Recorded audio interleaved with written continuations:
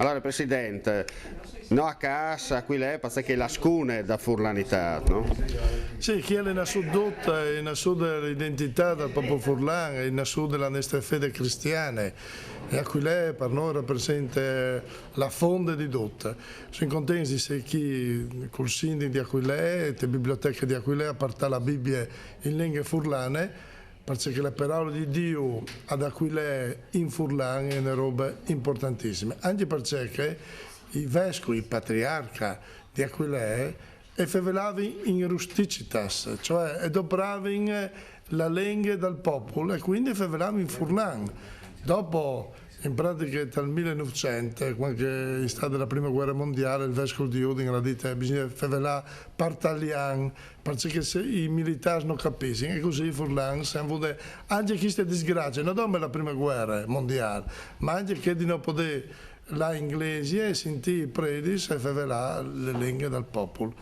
Ma queste sono altre questioni, no? Che io si vuole per riguardare i valori di Aquilea, la profondità delle radici culturali che vengono fuori di Aquilea e abbiamo impartato la Bibbia di Precheco e di Pre Antonio Belline per fare onore a questi due grandi uomini di terre furlane in un luogo che per loro e per noi ha un grande significato.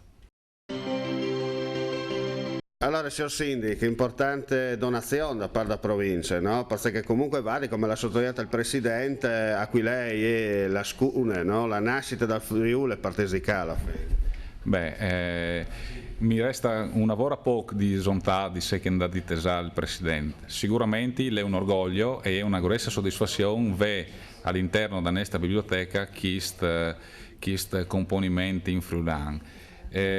Sicuramente più di qualcuno si vorrebbe spietato un gruppo di volumi più piccoli, invece è veramente un lavoro inestimabile, di inestimabile valore e prezioso e comunque speriamo che venga veramente apprezzato dai cittadini che vengono sempre più spesso in biblioteca.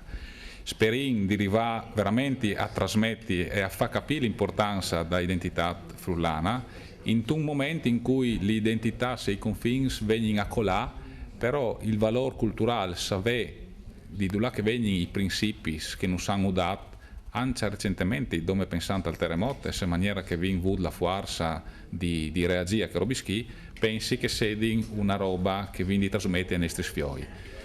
Pensi che sia importante invitare le scuole a venire a vedere che i volumi qui, perché pensi che loro hanno un obbligo morale dentro da sé che hanno di trasmetti e sé che hanno di insegnare ai nostri fioi. Quindi grazie di nuovo e la metterin da un puesto sicuramente di onore.